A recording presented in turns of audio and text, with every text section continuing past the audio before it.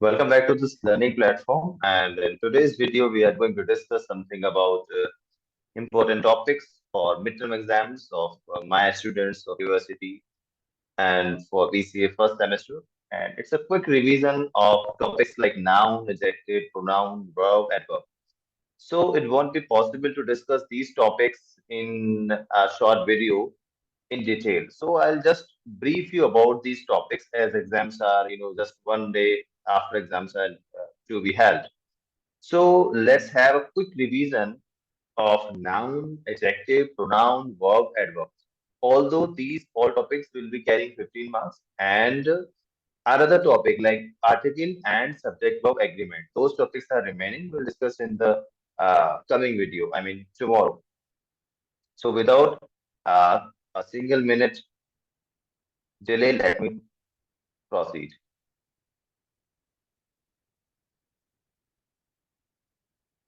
Yes.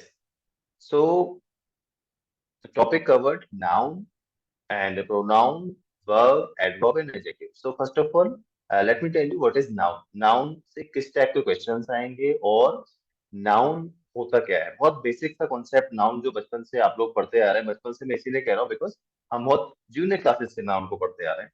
So here I am going to discuss about noun. Noun is the part of speech that is used to name a person, place, thing, quality, action. ये सब. और अगर मैं general language में बात करूं तो what ever you see, जो कि आपकी सराउंडिंग में आपको कुछ भी दिखाई दे रहा है, एवरीथिंग इज नाउन. आपका आपकी शर्ट, आपके आसपास की जितने ऑब्जेक्ट्स हैं, जो कुछ आप देख पा रहे हो बिल्कुल नेकेड आई से, वो एवरीथिंग इज नाउन. और एक और भी पार्ट होता है, डिस्कस इट. अब हम बात करते हैं कि नाउन में कैसे क्वेश्चंस आएंगे. नाउन सबको पता है कि नाउन होता क्या है. Everything is noun. आपका मोबाइल भी नाउन है, आपकी क्लास भी नाउन है, आपकी चेयर्स भी नाउन है ना. हेयर्स भी नाउन है, नेल्स भी नाउन है, ह्यूमन बीइंग भी नाउन है, एनिमल्स भी नाउन है. तो एक्चुअली में होता क्या है कि नाउन के साथ क्या मतलब, नाउन क्यों मतलब बनाया गया है? क्या है ये नाउन? इंग्लिश लैंग्वेज में ये जो वर्ड है, ये एक्चुअली हिंदी के जितने ऑब्जेक्ट्स हैं, हम हिंदी में जो जितने भी सामान हमारे आसपास होता है, सब कुछ उनको नेम करने के लिए, जितने भी शहर हैं उनको नेम देने के लिए, उनका जो नेमिंग हम करते हैं, नेमिंग वर्ड्स आर नाउन, इसीलिए कहलाते हैं. जैसे देखो आप देख रहे हो, noun can, you can see, a noun can function as a subject or an object. देखो, नाउन होता क्या है? किसी भी सिटी का नेम भी हो सकता है, किसी पर्सन का नेम हो सकता है, और किसी कंट्री का नेम हो सकता है, किसी एनिमल का भी नेम हो सकता है, और ये सारे मिला के नाउन होते हैं. लेकिन हम यहाँ क्या देखने वाले हैं कि नाउन का यूज कैसे होता है. ये तो सबको पता है कि नाउन क्या होता है. नाउन दो तरीके से यूज होता है, एक तो सब्जेक्ट केस में और एक ऑब्जेक्टिव केस में. सब्जेक्टिव केस से मेरा मतलब है, जैसे आप सेंटेंस पढ़ पा रही हैं, Jitu is looking for his watch. देखो, जीतू भी यहाँ नाउन है, और जो वॉच इस सेंटेंस में यूज हुआ है, ये भी क्या है? ये भी नाउन है. ठीक है. अब सब जहां ये जीतू यूज हुआ है वहां क्या है? वहां तो ये सब्जेक्ट की जगह यूज हुआ है. ठीक है. और जहां वॉच यूज हुआ है वो कैसे? ऑब्जेक्ट की जगह यूज हुआ है. ठीक है. अब इसके बेसिक डिविजन क्या है? डिवीजन का मतलब कैसे कैटेगराइज किया है. सबसे पहले हम नाउन को दो कैटेगरी में डिवाइड करते हैं. पहली कैटेगरी है जिसमें हम कहते हैं कि कॉन्क्रीट नाउन होते हैं, और दूसरी कहती है एब्स्ट्रैक्ट कहलाती है. ठीक है. अब कॉन्क्रीट से क्या मतलब है? कॉन्क्रीट से मतलब है कि मैंने अभी आपको बताया कि आसपास जितना भी कुछ है सब नाउन है. तो कॉन्क्रीट से हमारा मतलब है जिन नाउन को हम देख सकते हैं. देखो ऐसा लिखा हुआ है ना डेफिनेशन में, you can read it. Concrete noun names, किन चीजों के नेम्स को हम कॉन्क्रीट नाउन में डाल रहे हैं? That can be seen. या तो हम, अब ये एंड नहीं लगाया, ध्यान रखना है इसको. ऐसा नहीं कि सारी चीजें उसमें होनी चाहिए. इसमें कॉमा लगा हुआ है कि ऐसे ऐसे या इनमें से कुछ भी. जैसे या तो हम उसको सीन का मतलब है देख सकते हो. ठीक है, नेकेड आई से हम देख पा रहे हो उन चीजों को. ठीक है. या टच कर पा रहे हो, या उसको फील कर पा रहे हो. ठीक है. फीलिंग, एब्स्ट्रैक्ट नाउन में कंफ्यूज मत होना. फीलिंग का मतलब यहाँ पर है कि फिजिकली फीलिंग. जैसे कि अब मैं जब मैं आंखें बंद भी कर लूंगा और समवन विल टच मी, तो आई विल फील इट, किसी ने मुझे टच किया है. तो ये वाली जो फीलिंग है, फिजिकल फीलिंग जिसको बोलते हैं. ठीक है. तो टच. फेल्ट, जिस फेल्ट का मतलब फीलिंग की सेकंड फॉर्म है, थर्ड फॉर्म है फेल्ट. और हेल्ड, हेल्ड मतलब किसी चीज का होना, एग्जिस्ट होना. टेस्ट, जिसका टेस्ट हम कर पाते हैं, या जिसको हम सुन पाते हैं, है ना. स्मेल भी कई में ऐड कर देते हैं जनरल डेफिनेशन में. तो वो सब कॉन्क्रीट नाउन में आएंगे. जैसे टेबल है, आप उसको देख पा रहे हो, आप उसको टच कर पा रहे हो. डॉग है, आप देख पा रहे हो, टच कर पा रहे हो. अगर आप फील करना चाहते हो तो फील भी कर लोगे. सपोज आप देख भी नहीं रहे हो, उसको टच भी नहीं कर रहे हो. ठीक है। मगर अगर कोई some any dog is barking, barking का मतलब अगर कोई भौंक रहा है तो सुन तो पाओगे ना आप उसको, तो आप पहचान जाओगे क्या है डॉग है। तो कोई ना कोई क्वालिटी कहीं ना कहीं इनमें से मैच कर रही है, तो वो सब किस में आएंगे, कॉन्क्रीट नाउन में आएंगे। अब बात करते हैं एब्स्ट्रैक्ट नाउन की, कि एब्स्ट्रैक्ट नाउन में ऐसा क्या है कि इसको लेके सबसे ज्यादा कंफ्यूजन होते हैं। देखो इन्होंने कहा है कि एब्स्ट्रैक्ट नाउन किसका नेम होता है, कोई आइडिया, ठीक है, कोई भी आइडिया जिसको हम नेम दे दें, ठीक है, कोई इवेंट यानी कोई घटना, ठीक है, कोई क्वालिटी, क्वालिटी देखना, ये एडजेक्टिव से कंफ्यूज मत होना। क्वालिटी का मतलब जैसे किसी इंसान में करेज होता है यानी साहस होता है, ठीक है। साहस को आप क्या कर सकते हो, साहस को आप देख नहीं सकते। वो जो व्यक्ति साहसी होता है आप उसको देख पाते हो, लेकिन आप साहस को नहीं देख सकते, यानी आप करेज को नहीं देख सकते। ठीक है। कंसेप्ट, कोई भी कॉन्सेप्ट होता है, किसी भी चीज का कॉन्सेप्ट है, चाहे साइंटिफिक कॉन्सेप्ट होते हैं, मैथमेटिक कॉन्सेप्ट होते हैं, तो वो सिर्फ कॉन्सेप्ट का नेम होता है, लेकिन आप उसको अलग से देख नहीं सकते, उसको आप सेपरेटली कहीं नहीं देख सकते, मैं ये कहना चाह रहा हूँ। ठीक है। अब उसमें उन्होंने दिया है, देखो फीलिंग्स भी आती हैं उसमें, इमोशंस आते हैं आपके। देखो जैसे लव है, करेज मैंने आपको बताया, फ्रीडम है, ठीक है, आजादी, ठीक है, everyone ask for freedom. But freedom जो वर्ड है, can you see it separately, आप देख सकते हैं क्या ये फ्रीडम है, मुझे दिखा दो, आप नहीं देख सकते। हम सिर्फ इसको क्या करते हैं, सोचते हैं दिमाग से, ठीक है, we can only think of it. Okay, so ये कॉन्क्रीट और एब्स्ट्रैक्ट दो टाइप हो गए इसके। अभी और भी डिविजन्स हैं कि इन डिविजन्स में हम देखेंगे कि क्या क्या और आगे हमने इसको डिसाइड किया है या डिवाइड किया है हमने। दूसरा है बहुत, जो पहला है बहुत कॉमन नाउन। कॉमन नाउन का मतलब है कि it is the name given to the things of same kind और क्लास, जैसे टेबल, बुक, विंडो। अभी जो वर्ड्स है ना, ये कॉमन नाउन क्यों नाम रखा गया है। जब हम कहते हैं टेबल, जब हम कहते हैं बुक, जब हम कहते हैं विंडो, तो ये सेम काइंड का पूरे वर्ल्ड वाइड, पूरे यूनिवर्स वाइड हम कहें तो हर जगह टेबल टेबल ही है, ऐसा नहीं है। और क्या कहना चाह रहे हैं, देखो ये कह रहे हैं कि begin with a small letter unless it comes in the beginning of a sentence. तो ये कॉमन है, ये तो बहुत कॉमन है कि ये जो कॉमन नाउन होते हैं सारे स्मॉल लेटर से शुरू होते हैं। देखो कॉमन नाउन का मतलब है, जब आपने बोला ब्रदर, ठीक है, तो you can not identify. Brother कोई भी हो सकता है, हो सकता है ब्रदर, मैं अपने ब्रदर की बात कर रहा हूँ, आपके ब्रदर की बात कर रहा हूँ, तो you can not point out specific, नहीं आप पर्टिकुलर नहीं हो सकते कि ब्रदर है तो इसी बात, इसी व्यक्ति के बारे में बात हो रही है। लेकिन जैसे मैंने बोला बॉय, तो आप बॉय सुन के आप पर्टिकुलर नहीं हो सकते, बॉय कोई भी हो सकता है पूरे वर्ड में, वो कॉमन हो गया वर्ड जैसे मैंने बोला। लेकिन जैसे मैंने बोला राम, तो वो क्या हो गया, वो पर्टिकुलर हो गया कि ये किसी व्यक्ति का नेम है, तो वो फिर कॉमन नहीं रहा, वो हो जाएगा फिर प्रॉपर नाउन। देखो आप सेकंड टॉपिक में, proper noun it refers to the specific name of the person, place, किसी जगह का नाम। जैसे अगर मैं सिटी बोलूंगा, तो सिटी से आप क्या समझ पाओगे, कोई भी सिटी हो सकती है। मैं विलेज बोलूंगा तो आप नहीं समझ पाओगे, कोई भी विलेज हो सकता है। अगर मैं बोलूंगा कोई भी कंट्री, तो कंट्री भी कोई भी कंट्री हो सकती है। लेकिन अगर मैंने बोल दिया इंडिया, तो वो प्रॉपर नाउन हो गया, क्योंकि मैंने कंट्री का नेम, आप पहचान जाओगे इंडिया, अच्छा इंडिया की बात हो रही है। मैंने बोला सिटी, तो आप नहीं पहचान सकते, कोई भी सिटी हो सकती है। लेकिन जैसे ही मैंने बोल दिया मथुरा, तो आप पहचान जाओगे it is, I am talking about a particular city, Mathura. Okay. और क्या है इसमें, थिंग्स भी हैं, बहुत सारी चीजें हैं जो कॉमनली यूज होती हैं और उनका पर्टिकुलर नेम होता है। जैसे मैंने बोला कार, तो कार कॉमन हो गया। इफ आई टॉक अबाउट कि कार के साथ मैंने बोल दिया टाटा, और टाटा का कोई ब्रांड बोल दिया, टाटा भी बोल दिया, तो हालांकि कंपनी का नेम है। अगर मैं कार के ब्रांड बोलूंगा तो उसका कोई सब टाइटल भी बोल सकता हूँ। जो जैसे कार में मैंने बोल दिया टाटा का हैरियर, ठीक है। तो अब ये कार का पर्टिकुलर नेम दे दिया, तो वो प्रॉपर नाउन हो गया। जैसे मैंने बोला car, it is common world wide. Car तो कहीं भी हो सकती है, कोई भी हो सकती है, ठीक है। अगला है कलेक्टिव नाउन, बहुत कॉमन है ये तो, ग्रुप ऑफ थिंग्स, चीजों का कोई ग्रुप जिसको हम सिंगल यूनिट की तरह यूज करते हैं। लोगों का कोई ग्रुप जिसको सिंगल यूनिट की तरह यूज करते हो, है ना, जैसे फैमिली हो गया, क्लास हो गया, ऑडियंस हो गया, पीपल हो गया, ठीक है, हम इनको यूज एक ही यूनिट की तरह करते हैं, मतलब सिंगुलर यूज करते हैं, ठीक है।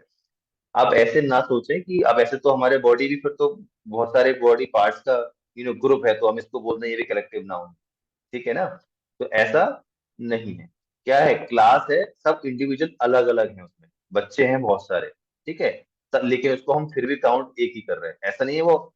लेकिन हमारे साथ क्या दिक्कत है, जो हमारा क्या कहते हैं, जो हम लोगों का क्लास है, उसमें बच्चे हैं अलग अलग, ठीक है। और बॉडी जो है, वो बॉडी एक ही बॉडी के सारे क्या हैं, वो पार्ट्स हैं, ठीक है। ऐसे नहीं है कि आप उसको एक चीज को आप मतलब काउंट कर रहे हैं। ठीक है, अगला है कंपाउंड नाउन। कंपाउंड नाउन का मतलब है, कंपाउंड वर्ड से ही हमें थोड़ा सा ये कंफर्म हो जाता है कंपाउंड वर्ड से कि कंपाउंड का मतलब क्या है। कंपाउंड का क्या मतलब है? कंपाउंड का मतलब है which is not separate, which is mixed, which is which is compound. तो कंपाउंड नाउन का मतलब दो वर्ड से मिलके बनती है कंपाउंड नाउन। जैसे बहुत कॉमन है मदर इन लॉ, देखो मदर भी यूज हुआ है इसमें, है ना, लॉ भी यूज हुआ है, तो मदर भी नाउन है और आपका ये जो कंपाउंड, ये जो लॉ है ये भी नाउन है। स्कूल बॉय, तो स्कूल भी नाउन है और बॉय भी नाउन है। ठीक है, अगला है फ्रूट जूस, तो फ्रूट भी नाउन है और जूस भी नाउन है, दोनों नाउन है। ठीक है, और इस कैटेगरी में क्या किस चीज से क्वेश्चंस आएंगे? क्वेश्चंस आएंगे आपके काउंटेबल एंड अनकाउंटेबल नाउन से। तो काउंटेबल से भी क्वेश्चन आएंगे और अनकाउंटेबल से भी आएंगे। ठीक है, so countable and uncountable, countable and uncountable noun में जब हम पढ़ते हैं, इसका नेम ही इतना सिंपल है कि आप उसको समझ सकते हो। जैसे काउंटेबल मतलब which you can count in numbers. जैसे आपके मोबाइल हो गए तो आप 1 2 3 करके काउंट कर सकते हो, आपका पेन हो गया आप काउंट कर सकते हो, लेकिन शुगर को आप काउंट नहीं कर सकते, है ना। आप कैसे गिनोगे चीनी को? आप ऐसे नहीं बोल सकते। हाँ, आप उसको वेई कर सकते हो, आप उसको तोल सकते हो, है ना, 1 kg 2 kg, लेकिन आप काउंटिंग में उसको नहीं करोगे। तो जितने भी ऐसे नाउन है ना, जिनको आप 1 2 3 करके काउंट कर सकते हो, वो तो सब आएंगे काउंटेबल नाउन में। और जितने भी ऐसे नाउन है जिनको आप 1 2 3 करके काउंट नहीं कर सकते, चाहे आप उनको तोल सकते हो लीटर में किलो में, लेकिन वो काउंटेबल में फिर भी नहीं आएंगे, वो सब अनकाउंटेबल नाउन्स में आएंगे आपके।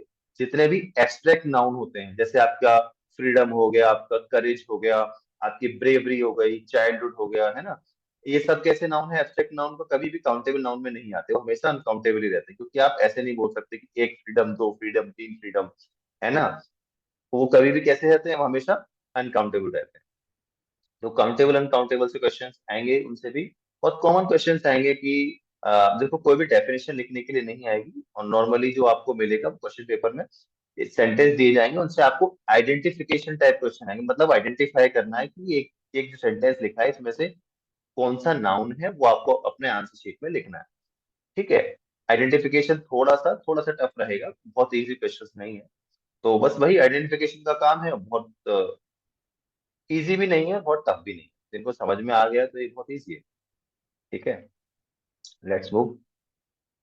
एडजेक्टिव्स, देखो एडजेक्टिव भी एक टॉपिक है आपके सिलेबस में, और एडजेक्टिव से बहुत कोई हमने superlative, comparative and the degrees of adjective हमने नहीं दिए। और उसमें एडजेक्टिव होते क्या है, बेसिक कॉन्सेप्ट क्या है एडजेक्टिव का? एडजेक्टिव का जो बेसिक कॉन्सेप्ट है वो ये कहता है कि adjectives are words that describe nouns.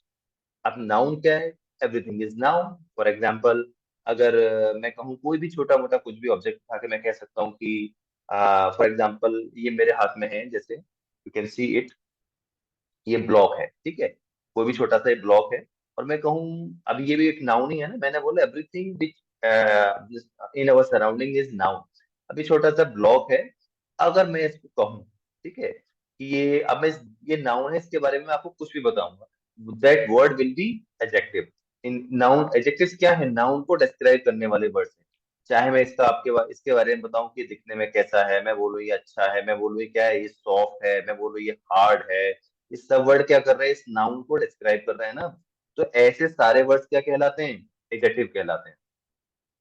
बहुत सारे टाइप्स होते हैं वैसे एडजेक्टिव्स के, लेकिन एडजेक्टिव्स के टाइप्स आपको नहीं बताने हैं, तो मैं इसीलिए मैं इसमें बहुत शॉर्ट में आपको बता रहा हूँ कि adjectives are noun describing words. चाहे कुछ भी डिस्क्राइब कर रहे हो, उसकी क्वालिटी डिस्क्राइब कर रहे हो, उसकी क्वांटिटी डिस्क्राइब कर रहे हो, ऐसे भी कह सकते हैं कि आई हैव 2 ब्लॉक्स, तो ये 2 बता रहा है, इसका नंबर बता रहा है कि कितने हैं मेरे पास। ठीक है, मैं कह सकता हूँ इट इज वेरी हार्ड, तो हार्ड इसमें एडजेक्टिव हो गया। ठीक है, तो एडजेक्टिव्स आर क्या है? Answer such question. क्या देखो इसमें लिखा है कि adjectives answer such question. What kind, क्या टाइप है किसी चीज का, विच वन, कौन सी वाली, जैसे मैं first one, second one, how many, कितने हैं, तो नंबर्स भी बताते हैं। यानी आप ऐसे समझ लो एक सिंपल लैंग्वेज में कि एडजेक्टिव जो होते हैं वो नाउन के बारे में डिस्क्राइब करते हैं, और कुछ भी डिस्क्राइब करें और वो आपके वर्ड्स कहलाते हैं एडजेक्टिव। ओके, और अगर मैं बिल्कुल सिंपल एग्जांपल दूं, तो जैसे अब आप कोई इंसान है, तो आप उसके बारे में जब कुछ भी बताना चाहते हो, ठीक है, जो वर्ड्स आप यूज करोगे, इंसान क्या है? ह्यूमन बीइंग, तो नाउन है ना। जैसे कोई बॉय है आपके क्लास का, या कोई गर्ल है, आप उसके बारे में जो वर्ड्स बोलते हो कि ही इज वेरी शाय, कि वो बहुत शर्मीला है, ही इज वेरी टॉकेटिव, वो बहुत ज्यादा बात करता है, तो टॉकेटिव वर्ड देखो है ना, शाय यानी शर्मीला, ये सब वर्ड क्या बता रहे हैं, किसी नाउन की विशेषता बता रहे हैं, किसी नाउन के बारे में बता रहे हैं, डिस्क्राइब कर रहे हैं। अब वो चाहे उसकी विशेषता बताएं, चाहे उसके रंग रूप आकार प्रकार को बताएं, चाहे ये बताएं कि उसका नंबर बताएं, उसकी संख्या बताएं कि 10 लोग हैं, 20 लोग हैं, तो ये भी क्या कर रहे हैं, नाउन का आपको नंबर बता रहे हैं, उसको ऑर्डर बताएं। ये सारे एडजेक्टिव क्या करते हैं, ये सारे वर्ड्स एडजेक्टिव कहलाते हैं, ठीक है। इंग्लिश में दिस दैट दीज दोज हो गया आपका, ये भी सब क्या एडजेक्टिव है ना, लेकिन इनका यूज डिफरेंट होता है प्रोनाउन और एडजेक्टिव में। अभी हम प्रोनाउन पढ़ेंगे तो मैं इसको क्लियर कर दूँ। Clear. Let's jump to the next topic which is pronoun. देखो प्रोनाउन, आई ऑलवेज से कि बेसिक कॉन्सेप्ट अगर इन चीजों का समझ में आ गया तो आप जितना लेवल आपके एजुकेशन का बढ़ता जाए, आप कभी इन चीजों को लेके कंफ्यूज नहीं होगे। और अगर कॉन्सेप्ट ही क्लियर नहीं है तो फिर थोड़ा दिक्कत होती है। जैसे प्रोनाउन का काम ही है, देखो pronoun is a word that comes in place of a noun. बहुत बहुत सिंपल शब्दों में लिखा हुआ है कि जहां नाउन नहीं होगा, जो प्रोनाउन आएगा वो पहले नाउन को मार के लगाएगा। लिखा हुआ है ना कि in place of a noun, और कमजोर व्यक्ति को पावरफुल व्यक्ति हटा देता है। वैसे ही प्रोनाउन का मतलब ही है जो प्रो है, और प्रो नाउन क्या करेगा, नाउन को वहां से हटा देगा, तभी प्रोनाउन आएगा। कभी भी नाउन प्रोनाउन साथ में नहीं आएंगे ऐसे, ठीक है। कैसे आते हैं, प्रोनाउन नाउन हटेगा तब प्रोनाउन आएगा। यानी प्रोनाउन जो भी वर्ड्स है वो नाउन को रिप्लेसिंग वर्ड्स कहलाते हैं, हम उनको कह सकते हैं कि नाउन रिप्लेसिंग वर्ड्स है, ठीक है। They are use to avoid repetition of noun. हाँ, जैसे हम कहें Ram is a good boy, और Ram is a good boy and Ram plays well. तो बार बार राम लिखने की जगह हम क्या कर सकते हैं, Ram is a good boy, अगली बार में हम राम की जगह क्या यूज कर सकते हैं, ही प्लेज वेल, है ना, राम एक अच्छा लड़का है और वो बहुत अच्छा खेलता है। तो हमने जो वह वर्ड यूज किया, ही यूज किया, वो प्रोनाउन हो गया। अब देखो क्लासिफिकेशन से प्रोनाउन में बहुत सारे टाइप्स होते हैं, बहुत शॉर्ट में इसमें बहुत स्पीड से समझा रहा हूँ, क्योंकि उतना टाइम आपके पास भी नहीं है पढ़ने के लिए, और उतना टाइम बार बार ये की चीज रिपीट करने के लिए मेरे पास भी नहीं है। तो बहुत शॉर्ट में इसको मैं समझा रहा हूँ। पर्सनल प्रोनाउन ना, क्वेश्चंस कैसे आएंगे प्रोनाउन से, क्वेश्चंस ऐसे ही आएंगे, मैंने आपको पहले बता दिया है कि आइडेंटिफिकेशन बेस्ड क्वेश्चंस हैं, डेफिनेशन बेस्ड क्वेश्चन नहीं। डेफिनेशन मत रटना किसी भी चीज की, ठीक है। ये कह रहे हैं कि क्लासिफिकेशन प्रोनाउन में है कि पर्सनल प्रोनाउन जो होते हैं उनमें सबसे पहले होता है कि पर्सन होते हैं। पर्सन का मतलब है कि जैसे बात को कहने वाला, कि सबसे पहले पहला पर्सन कौन है, मैं, ठीक है, यानी कि आई, और वी यानी कि हम। सबसे पहले बात कौन बोलता है, जैसे सबसे पहले मैंने सपोज मैंने बात बोली तो फर्स्ट पर्सन मैं हुआ, बात मेरे द्वारा बोली गई, ठीक है। बाद में आता है सेकंड पर्सन यानी कि आप, उसके बाद आता है थर्ड पर्सन यानी कि ही शी इट एंड दे, ये सब थर्ड पर्सन में जाते हैं, ठीक है। तो ये 3% में हमने डिवाइड किया है। देखो सारे ही वर्ड्स आप देखोगे, आई भी नाउन रिप्लेसिंग है, वी भी नाउन रिप्लेसिंग है, यू, ही, शी, इट, ये सब नाउन को हटा के तो उनकी जगह यूज करते हैं हम, है ना। जैसे मैं कहूँ राम श्याम एंड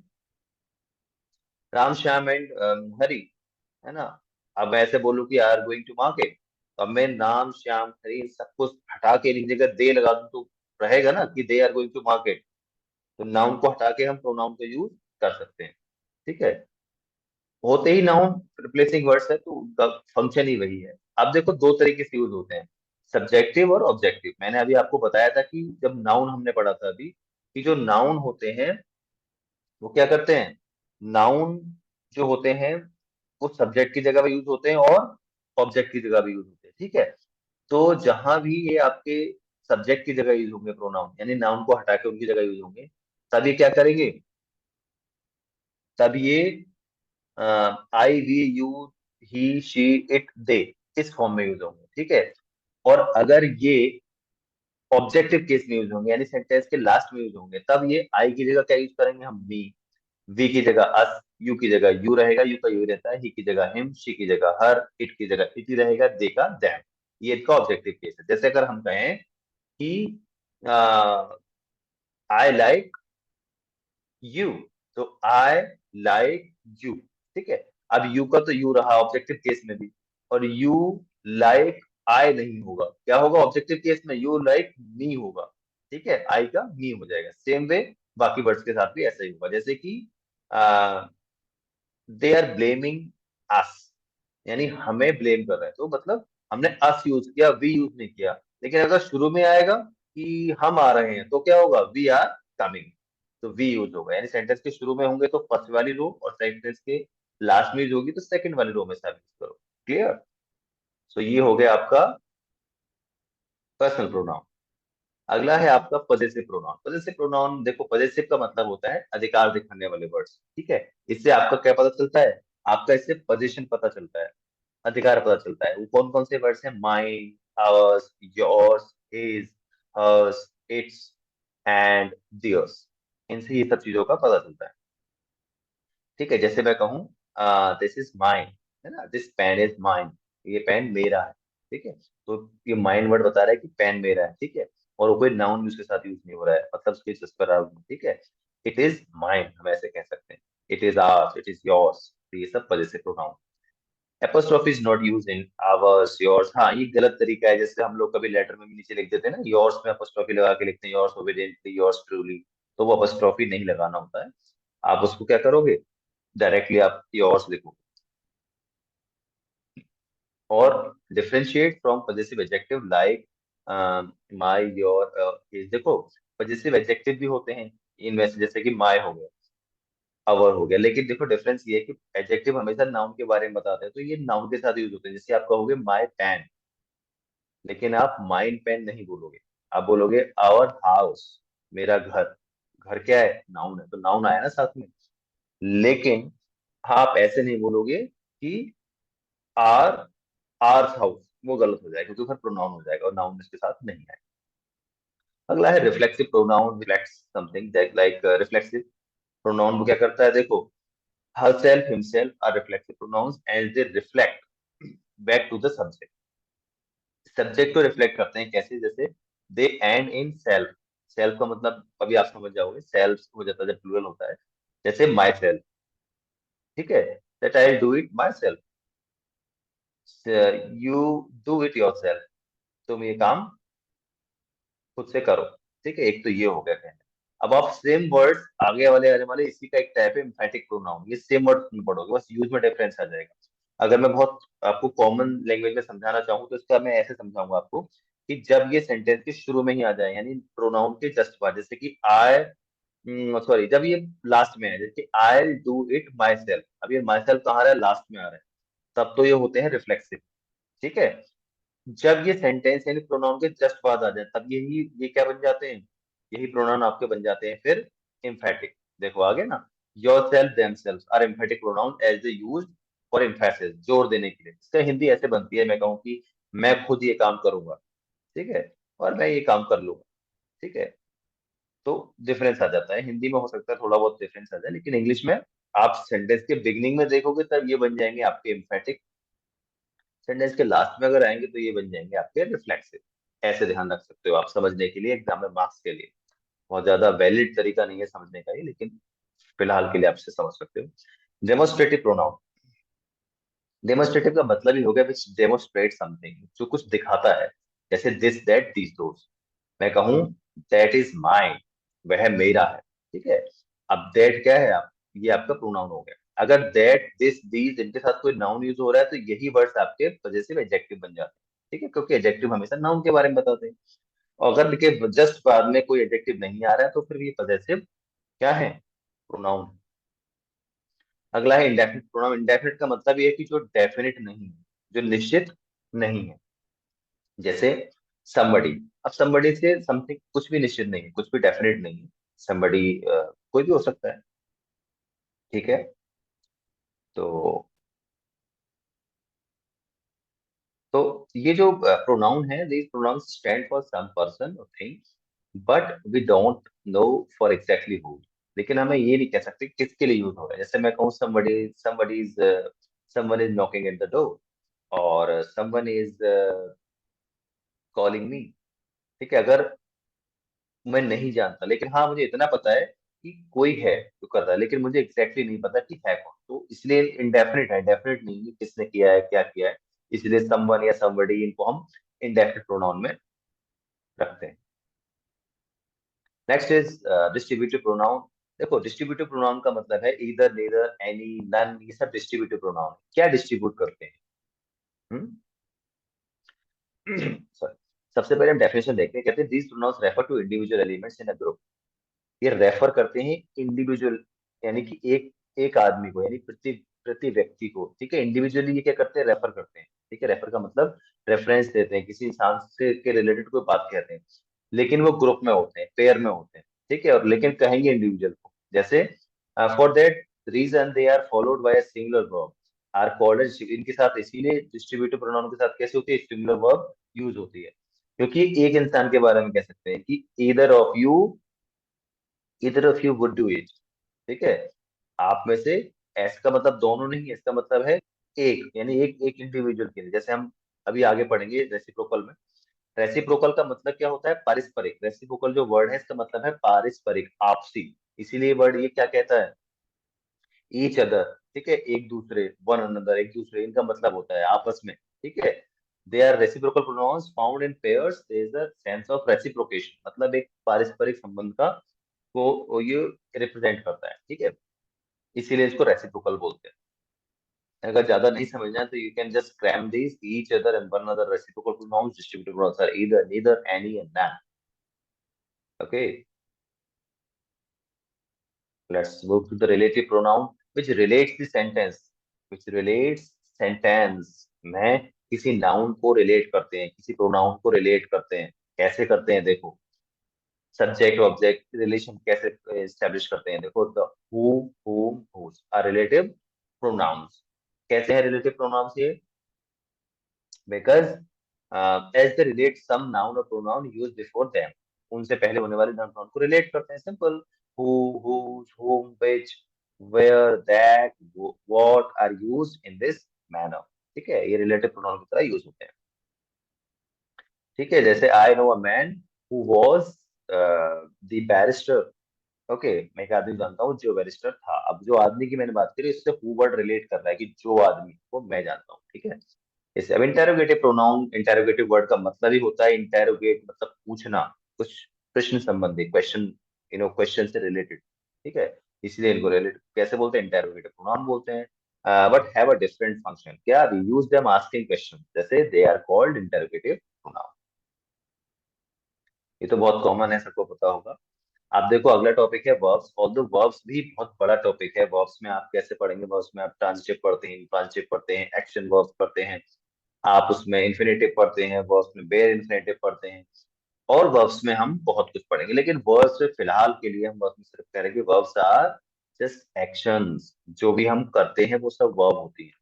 ट्रांजिटिव और इंट्रांजिटिव का थोड़ा सा शॉर्ट में बता देता हूँ कि ट्रांजिटिव वर्ब्स जो होती हैं, those verbs are followed by an object, may और मे नॉट, दोनों, ऐसा नहीं है कि कंपल्सरीली वो हमेशा करती है। ओके, सो वर्ब्स का सिर्फ फॉर्म्स फिल अप करने के लिए I, you can fill it up. Okay, now let's move to the adverb. देखो एडवर्ब का मतलब ही है add something, which adds something in the meaning of a, so adverb which add something in the meaning of a verb। Add का मतलब जोड़ना, verb के meaning में कुछ भी ऐड ऑन करे, दैट इज एडवर्ब। जैसे read the following sentences, certain words italicised and underline, like the daughter gently woke her father. Woke का मतलब उठाना, ये है वर्ब। कैसे उठाया, जेंटली, बड़े प्यार से उठाया, ठीक है। अभी देखो जेंटली जो वर्ड है वो किसको, किसके मीनिंग में कुछ ऐड कर रहा है, उठाना। कैसे उठाया, प्यार से उठाया, ठीक है। Cat jumped out. अब अगर मैं सिर्फ इतना बोलूं कैट जम्प्ड आउट, तो आप क्या समझोगे इससे, आप ये समझोगे कि बिल्ली बाहर कूद गई। अब कूदना इसमें वर्ब है, इसमें क्या हम जोड़े कि कैसे हो जाए, कुछ इसके मीनिंग में कुछ और एड ऑन हो जाए कि इमीडिएटली, एकदम तेजी से, ठीक है। तो ये एडवर्ब हो गई, क्योंकि उसके में कैसे कूदी, तेजी से कूदी, ठीक है। जम्प आउट इमीडिएटली, तेज, इमीडिएटली का मतलब तुरंत, है ना। लेकिन इस तुरंत का इफेक्ट किस पे पड़ रहा है, कूदने पे। कैसे कूदी, तुरंत।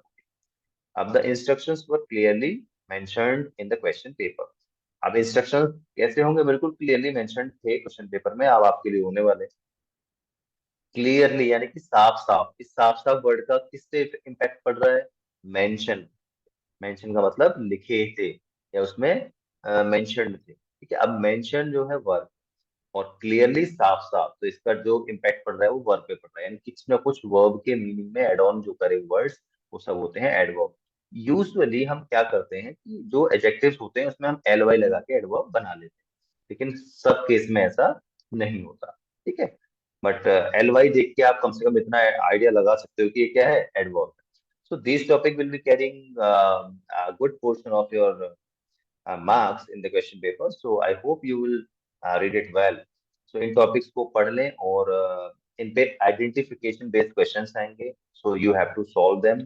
जो प्रैक्टिस शीट्स ऑलरेडी गिवन है उनको स्टडी करें, उन्हीं पे बेस्ड क्वेश्चंस आएंगे। वैसे क्वेश्चंस नहीं है कि डेफिनेशन वाइज क्वेश्चंस नहीं है, सेम क्वेश्चंस तो आपको कहीं से नहीं मिलेंगे कि आप वो पढ़ेंगे वही आपके एग्जाम में आ जाएगा, लेकिन उस टाइप के क्वेश्चंस जरूर हो सकते हैं। Okay, so good luck and I will be in touch. Like tomorrow, I might also give you a video. And that's all from my side. Good luck.